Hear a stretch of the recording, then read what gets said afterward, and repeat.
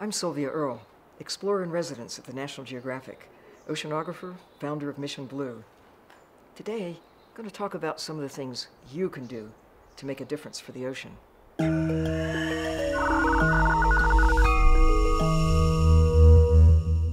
This is Randy Zucker with Gen Connect. I'm joined by oceanographer, founder of Mission Blue. You're also explorer-in-residence of National Geographic. Right.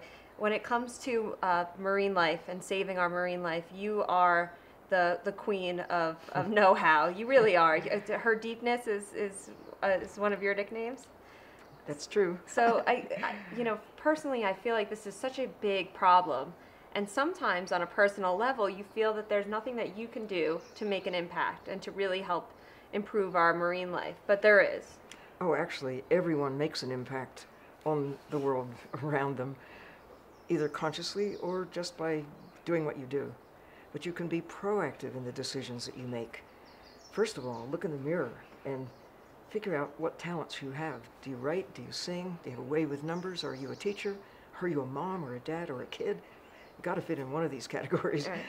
Use what power you have. Not everybody has the same influence. Some are in positions of leadership, but anybody can be a leader in your own life. The choices you make in the grocery store, at a restaurant. We should think of the creatures that we take from the sea as wildlife, because they are. It's all bushmeat, if you will. We generally don't consume for dining too many snow leopards or eagles or owls or wildlife from the land anymore, although our long ago ancestors made their living that way. Today there are 7 billion of us.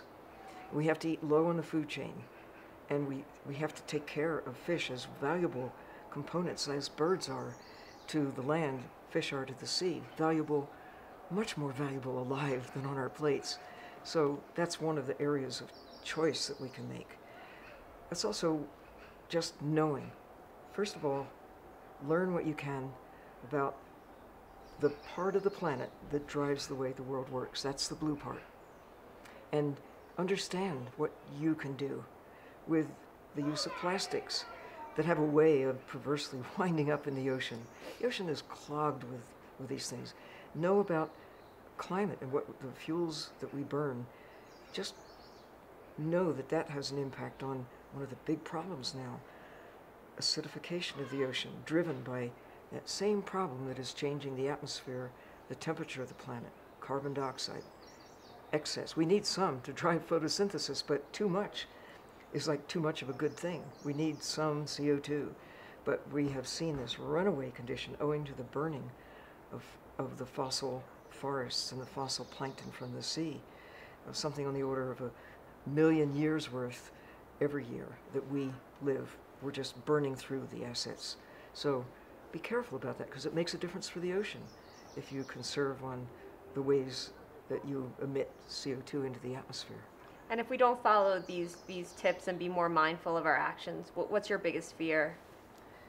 Well, I think this is the sweet spot in human history.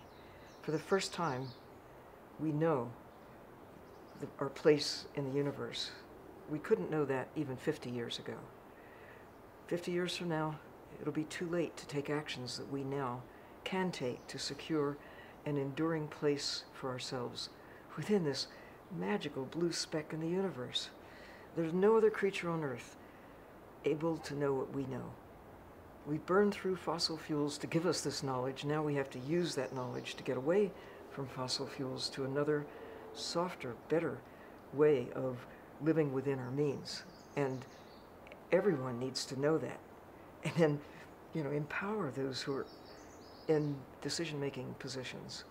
Or if you're in a decision-making position yourself, in terms of global or national or regional or local or family positions of power, use your power to make the right choices that will lead us to an enduring place within the systems that keep us alive. Sylvia, thank you so much for joining me today. This is really interesting how you described that we're in the sweet spot of history. So it's a pleasure to be with you. And for more about Sylvia, you can visit genconnect.com. You can also go to missionblue.org.